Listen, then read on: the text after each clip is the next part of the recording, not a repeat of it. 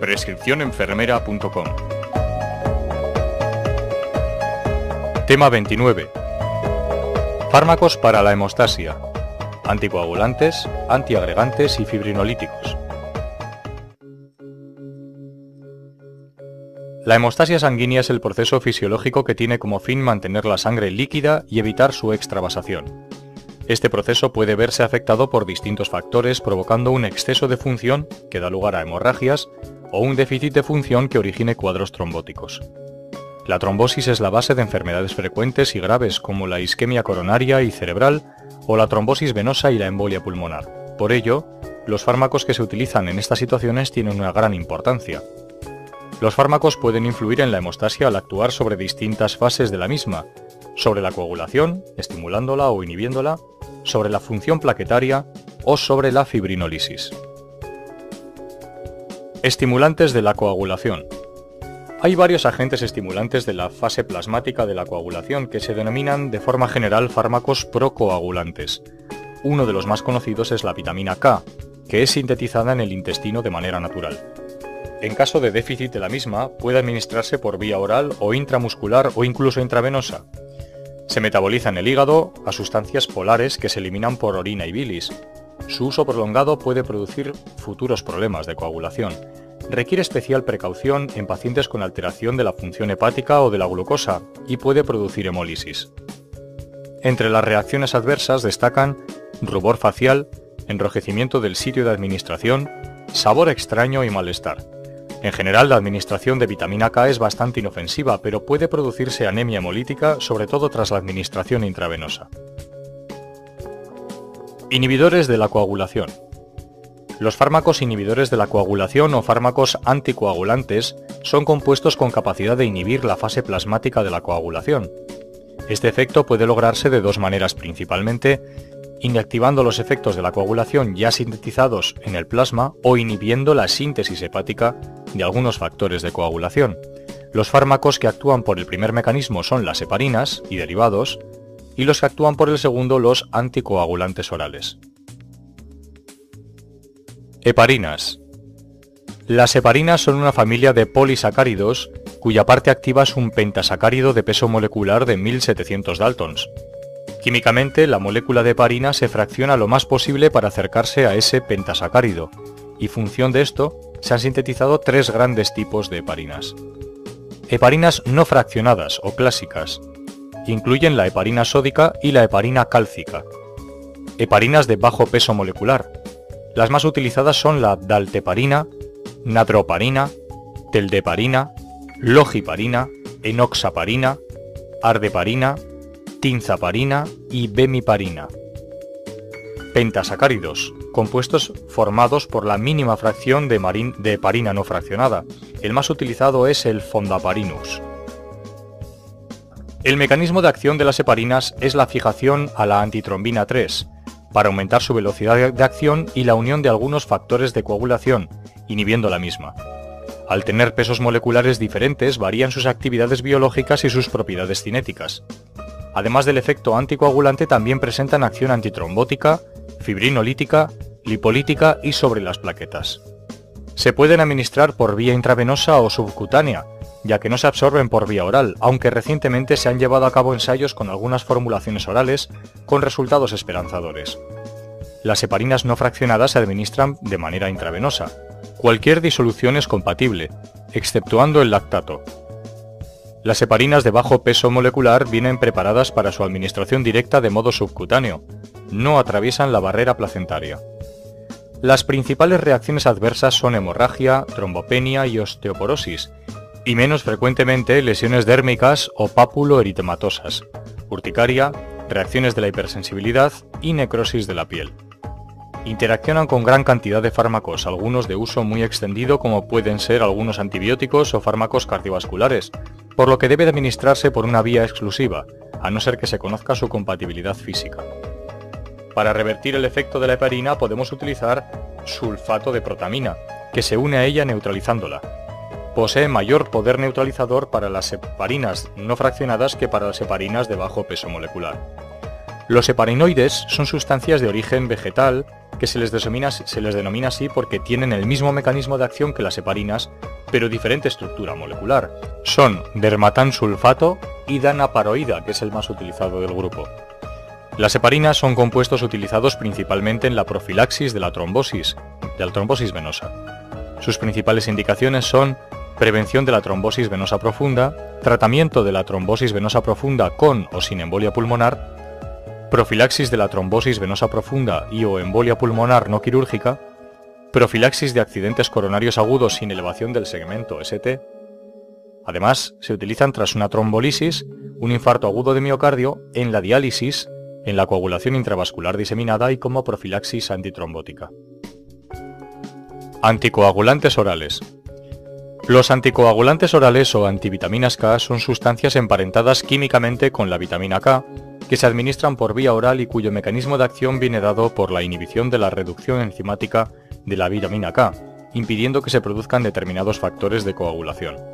Su efecto máximo no aparecerá hasta por lo menos 36 horas después de ser administrados. Por tanto, no estarán indicados para tratamientos de urgencia, sino para tratamientos crónicos. La duración de su efecto se prolonga varios días. Se clasifican en dos grandes grupos: cumarinas, bisidroxicumarina o dicumarol, biscumacetato de etilo, acenocumarol, fenprocumón y warfarina, e inandionas, fenindiona, difenadiona y anisindiona. El acenocumarol y la warfarina son las de uso más extendido en España. Atraviesan la barrera hematoencefálica y placentaria y pueden llegar a leche materna. Se metabolizan en el hígado y sus metabolitos son expulsados por riñón y heces. Poseen buena relación dosis-respuesta anticoagulante, pero su uso prolongado en el tiempo puede llevar a fluctuaciones del efecto sin variación de la dosis, debido generalmente a procesos fisiológicos o patológicos, cambios en la dieta o administración de otros fármacos.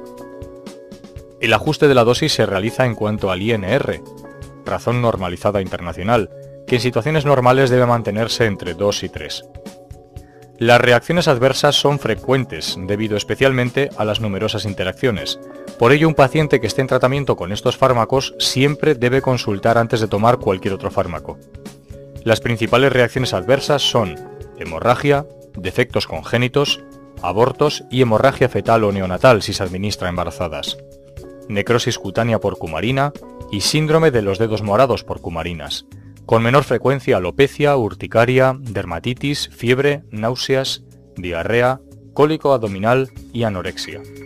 En el tratamiento o prevención de las trombosis venosas profundas y o de la embolia pulmonar, una vez resuelto el accidente trombótico agudo e instaurado el tratamiento con heparina intravenosa, debe administrarse un anticoagulante oral de forma inmediata, incluso a la vez que la heparina, debido a que, como comentábamos anteriormente, los efectos tardan tiempo en instaurarse.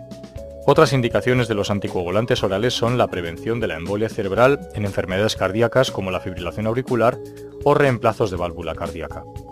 En estos casos, el INR debe situarse entre 2,5 y 3,5. Aunque pueden utilizarse en otros procesos, no han demostrado mayor efectividad que los antiagregantes y sí un mayor riesgo, por lo que su uso en estos casos es más discutido. Antiagregantes plaquetarios. Son un grupo de compuestos cuyo objetivo principal es evitar la activación de las plaquetas. Poseen valor profiláctico importante en determinadas situaciones patológicas que cursan con trombosis arterial, como el infarto agudo de miocardio, la cirugía de derivación coronaria, los síndromes coronarios inestables, el accidente isquémico transitorio cerebral o la fibrilación auricular. Los fármacos antiagregantes más utilizados son el ácido acetil salicílico. Produce sus efectos por inhibición de la ciclooxigenasa. Con dosis pequeñas aparece solo el efecto antiagregante, de 500 a 300 miligramos al día. Al aumentar la dosis aparecen los efectos analgésicos, antitérmicos y antiinflamatorios, y disminuye el poder antiagregante. También poseen efecto estimulante de la síntesis de óxido nítrico, que es un mediador antiagregante endógeno. Además, un metabolito del ácido acetil salicílico, el ácido salicílico, tiene cierto efecto fibrinolítico debido a su interacción con los neutrófilos y monocitos. No se debe usar en menores de 16 años, por el riesgo de producir síndrome de Reye. Se ha descrito un fenómeno de resistencia al ácido acetil salicílico por el que determinados pacientes no muestran efecto. Inhibidores del complejo GP2B3A. Los inhibidores de la glucoproteína 2B3A evitan la agregación plaquetaria al bloquear la unión del fibrinógeno a sus receptores plaquetarios. Precisan de vigilancia hematológica antes del tratamiento, 2 a 6 horas después del inicio y luego una vez al día como mínimo. Son Apiximab, Tirofiban y Epitifibatida. Se administran por vía intravenosa y presentan alto riesgo de hemorragia, por lo que su utilización se limita a situaciones de alto riesgo trombótico, como en las intervenciones de revascularización. Inhibidores del ADP. Son fundamentalmente dos fármacos. La ticlopidina, que es un fármaco que tras transformarse por metabolismo hepático, origina un metabolito que, aunque posee corta duración, tiene gran actividad, es potente e irreversible. Antagoniza la agregación plaquetaria de manera dependiente de la concentración. La absorción por vía oral es buena con alto metabolismo de primer paso, pero con biodisponibilidad mayor del 80%, que aumenta con alimentos. Las concentraciones plasmáticas están aumentadas en ancianos en insuficiencia hepática. Sus principales reacciones adversas son hemorragia, náuseas, anorexia, dolor abdominal y diarrea, reacciones dérmicas, neutropenia reversible y reacciones hematológicas en el 2% de los pacientes. Clopidogrel presenta una estructura casi idéntica a la ticlopidina. También tiene que ser metabolizado para actuar como antiagregante. El inicio de acción es más rápido, la acción más prolongada y mejor tolerada. Tiene menos efectos adversos y se suelen presentar en las 2 primeras semanas de tratamiento. Son dispepsia, dolor abdominal, diarrea y trastornos hemorrágicos. Fibrinolíticos. Los fármacos fibrinolíticos tienen como principal acción disolver trombos mediante la acción del plasminógeno. Ninguno de ellos posee absorción por vía oral, por lo que la administración se realizará por vía intravenosa, generalmente a través de un catéter central y controlando con bomba de perfusión.